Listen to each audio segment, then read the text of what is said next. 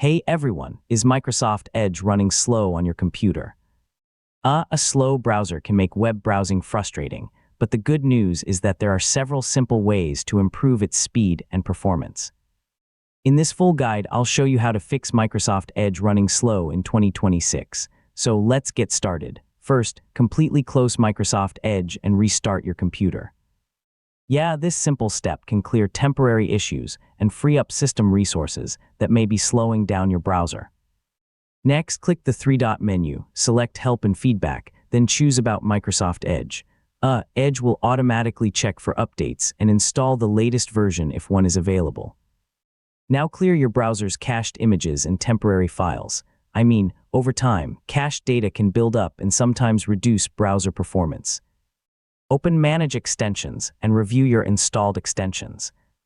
Disabling or removing extensions you no longer use can reduce memory usage and improve browsing speed.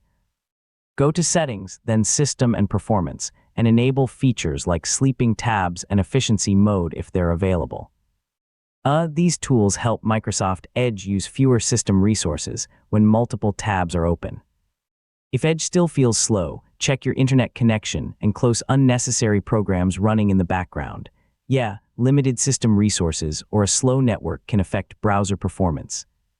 For the best performance, keep Microsoft Edge and Windows updated, restart your browser regularly, avoid installing too many extensions, and scan your computer for malware from time to time.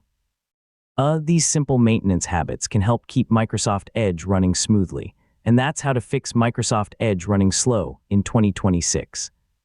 Whether the problem is caused by outdated software, unnecessary extensions, cached data, or limited system resources, these troubleshooting steps can help improve your browsing experience.